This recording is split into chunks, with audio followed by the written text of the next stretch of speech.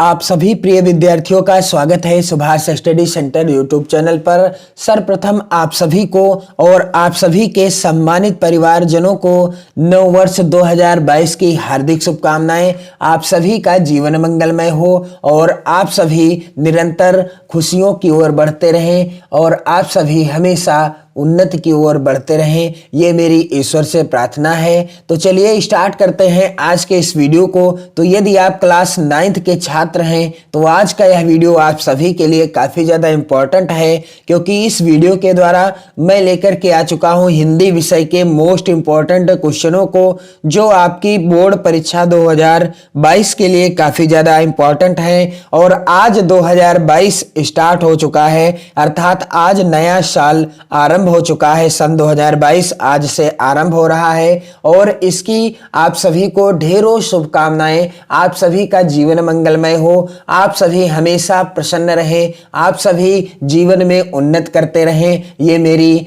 ईश्वर से प्रार्थना है। तो चलिए यहाँ पर आप देख सकते हैं बहुविकल्पी प्रश्न काफी ज्यादा इंपॉर्टेंट हैं, क्योंकि आपकी परीक्षा में जो प्रश्न संख्या 1 से लगाकर प्रश्न संख्या 20 तक के प्रश्न पूछे जाएंगे हिंदी विषय में, तो ये जो प्रश्न होंगे बहुविकल्पी होंगे। किस तरीके के प्रश्न होंगे? बहुविकल्पी प्रश्न होंगे और इनका उत्तर आपको OMR शीट में फिल करना है और आपको चैनल की प्लेलिस्ट में OMR शीट भरने का तरीका से संबंधित वीडियो मिल जाएगा और साथ ही इन 20 प्रश्नों के उत्तर OMR शीट में किस तरीके से भरना है मैंने उदाहरण के रूप में एक वीडियो उपलब्ध कराया है, आप चैनल की प्लेलिस्ट चेक कर सकते हैं। तो यहां पर आप देख सकते हैं पहला प्रश्न, सरस्वती पत्रिका के संपादक थे।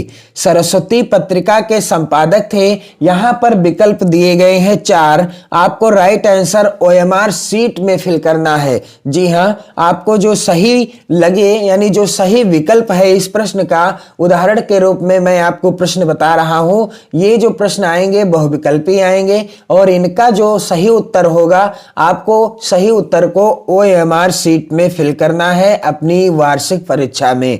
तो यहां पर आप देख सकते हैं, मान लीजिए यहां पर ये प्रश्न आ गया, तो सरस्वती पत्रिका के संपादक थे, तो इस प्रश्न का राइट आंसर क्या हो जाएगा?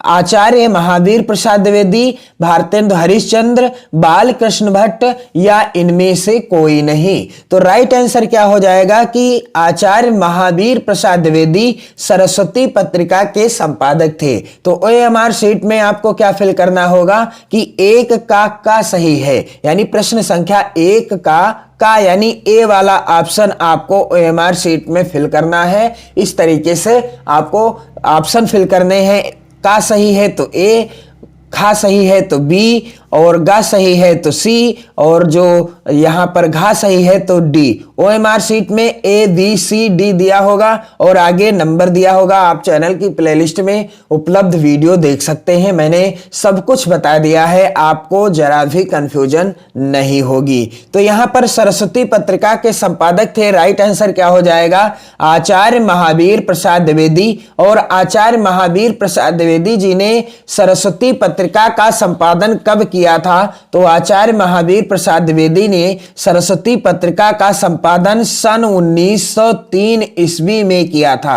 आप यह भी याद कर लीजिएगा, आचार्य महावीर प्रसाद द्विवेदी जी ने सरस्वती पत्रिका का संपादन सन 1903 ईस्वी से किया था। अगला जो है प्रश्न है मोस्ट इंपोर्टेंट, खड़ी बोली गद्य के जनक हैं। यहां पर आप देख सकते हैं पहला विकल्प है भारतेंदु हरिश्चंद्र, दूसरा है जयशंकर प्रसाद, तीसरा है प्रताप नारायण मिश्र और चौथा है इनमें से कोई नहीं। तो खड़ी बोली गद्य के जनक किसे माना जाता है? राइट आंसर हो जाएगा भारतेंदु हरिश्चंद्र। राइट आंसर क्या हो जाएगा? भारतेंदु हरिश्चंद्र जी को खड़ी बोली गद्य का जनक माना जाता है। काफी ज्यादा इंपॉर्टेंट क्वेश्चन है यह और इसे आप जरूर तैयार कर लेंगे। और भारतेंदु हरिश्चंद्र जी के नाम से ही भारतेंदु युग का नामकरण हुआ। भारतेंदु हरिश्चंद्र जी के नाम से ही भारतेंदु युग का नामकरण हुआ। आप ध्यान दीजिएगा, और यह जो है प्रश्न काफी ज्यादा इंपॉर्टेंट है। कभी कभी प्रश्न आ जाता है कि भारतेंदु युग का नामकरण किसके नाम से हुआ, तो राइट आंसर क्या हो जाएगा, भारतेंदु हरिश्चंद्र। अगला प्रश्न है कवि वचन सुधा किस युग की पत्रिका है। कवि वचन सुधा किस युग की पत्रिका है, तो यहां पर आप देख सकते हैं विकल्प दिए गए हैं। पहला विकल्प है शुक्ल युग, दूसरा विकल्प है शुक्लोत्तर युग, तीसरा विकल्प है भारतेंदु युग और चौथा विकल्प है स्वतंत्रोत्तर युग। तो इस प्रश्न का राइट आंसर क्या हो जाएगा, कवि वचन सुधा किस युग की पत्रिका है, तो कवि वचन सुधा का संपादन भारतेंदु हरिश्चंद्र जी ने, किसने, भारतेंदु हरिश्चंद्र जी ने किया था। किस युग में किया था, तो जाहिर सी बात है भारतेंदु हरिश्चंद्र भारतेंदु युग के लेखक हैं, इसलिए भारतेंदु हरिश्चंद्र जी के द्वारा यह जो कवि वचन सुधा पत्रिका है इसका संपादन किया गया। किस युग में, भारतेंदु युग में किया गया। अगला मोस्ट इंपॉर्टेंट प्रश्न है हिंदी की प्रथम कहानी कौन सी है। यह प्रश्न काफी ज्यादा इंपॉर्टेंट है, इसे आप जरूर याद कर लीजिएगा। हिंदी की प्रथम कहानी कौन सी है, पहला विकल्प है इंदुमती, दूसरा विकल्प है रानी केतकी की कहानी, तीसरा विकल्प है उसने कहा था और चौथा विकल्प है इनमें से कोई नहीं। तो राइट आंसर क्या हो जाएगा कि हिंदी की प्रथम कहानी कौन सी है, इस प्रश्न का उत्तर हो जाएगा इंदुमती। राइट आंसर क्या हो जाएगा, हिंदी की प्रथम कहानी कौन सी है, इंदुमती है। और इंदुमती किसकी कहानी है, यानी इंदुमती कहानी के लेखक कौन हैं, किशोरी लाल गोस्वामी। किशोरी लाल गोस्वामी जी के द्वारा यह कहानी लिखी गई है और यह हिंदी की प्रथम कहानी मानी जाती है। कौन सी, इंदुमती। आप याद कर लीजिएगा, मोस्ट इंपॉर्टेंट क्वेश्चन है। अगला प्रश्न है रानी केतकी की कहानी किसकी रचना है। चार विकल्प दिए गए हैं यहां पर। पहला है किशोरी लाल गोस्वामी, दूसरा है इंसा अल्लाह खां, तीसरा है जयशंकर प्रसाद और चौथा है मुंशी प्रेमचंद।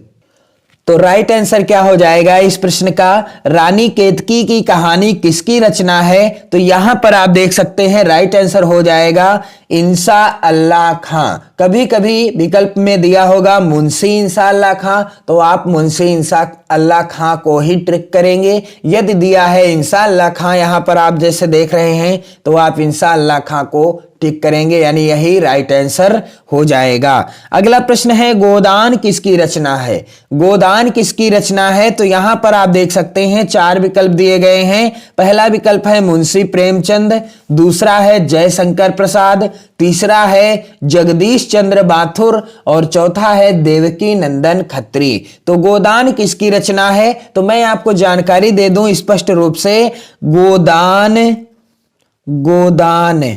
यहां पर गबन गोदान सेवा सदन, गबन गोदान सेवा सदन, निर्मला रंगभूमि कर्मभूमि, निर्मला रंगभूमि और कर्मभूमि। ये जो रचनाएं हैं ये सभी मुंशी प्रेमचंद जी की रचनाएं हैं। किसकी रचनाएं हैं, मुंशी प्रेमचंद जी की रचनाएं हैं। और मुंशी प्रेमचंद जी की ये जो रचनाएं हैं गबन गोदान सेवा सदन निर्मला रंगभूमि कर्मभूमि, ये सभी क्या हैं, ये सभी उपन्यास विधा पर आधारित रचनाएं हैं। तो मैंने इस क्रम से लिखा है कि आपको याद हो जाएगा आसानी से। गबन गोदान सेवा सदन निर्मला रंगभूमि कर्मभूमि। एक बार और रिवीजन करेंगे। गबन गोदान सेवा सदन निर्मला रंगभूमि कर्मभूमि, ये मुंशी प्रेमचंद जी के क्या हैं, या मुंशी प्रेमचंद जी की रचनाएं हैं। और किस विधा पर आधारित रचनाएं हैं, उपन्यास विधा पर आधारित रचनाएं हैं। आप इन्हें जरूर याद कर लीजिएगा। अगला जो प्रश्न है मोस्ट इंपॉर्टेंट, भारतेंदु युग की कालावधि क्या है। एक प्रश्न कालावधि से जरूर पूछा जाएगा। यहां पर आप देख सकते हैं पहला विकल्प 1700 से 1800 ईस्वी, दूसरा विकल्प 1868 से 1900 ईस्वी, तीसरा विकल्प 1890 1990 से 1920 ईस्वी और चौथा विकल्प 1900 ईस्वी से 1930 ईस्वी। तो राइट आंसर क्या हो जाएगा? भारतेंदु युग की कालावधि यानी समय सीमा क्या है? सन 1868 से 1900 ईस्वी। दूसरा ऑप्शन सही है।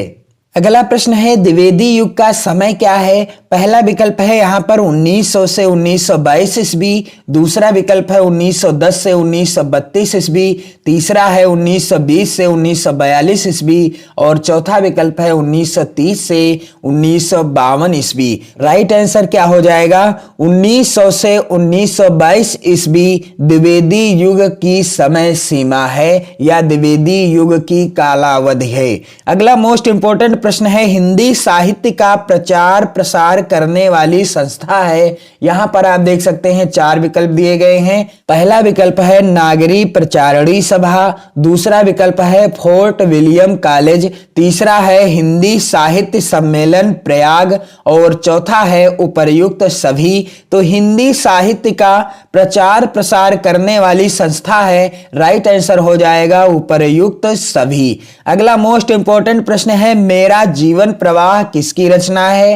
पहला विकल्प है वियोगी हरि, दूसरा है वृंदावन लाल वर्मा, तीसरा है जयशंकर प्रसाद और चौथा है इनमें से कोई नहीं। तो राइट आंसर क्या हो जाएगा? मेरा जीवन प्रवाह किसकी रचना है? राइट आंसर हो जाएगा वियोगी हरि जी की। तो मैंने इस वीडियो में आपको टॉप 10 प्रश्नों को बताया है और साथ ही साथ इन प्रश्नों के साथ साथ अन्य इनसे रिलेटेड प्रश्नों को भी आपको बताया है। आप इस वीडियो को अपने मित्रों में ज्यादा से ज्यादा शेयर करें। चैनल पर यदि पहली बार आए हो तो चैनल को जरूर सब्सक्राइब करें और आपको और आप सभी को नव वर्ष 2022 की हार्दिक शुभकामनाएं। आप सभी का नव वर्ष 2022 मंगलमय हो, आप सभी का जीवन सुखमय हो, आप सभी सुखपूर्वक जीवन निर्वाह करें, ये मेरी प्रार्थना है ईश्वर से। तो आप पढ़ते रहें और अपनी परीक्षा 2022 की बेहतर तैयारी करते रहें इस चैनल के द्वारा।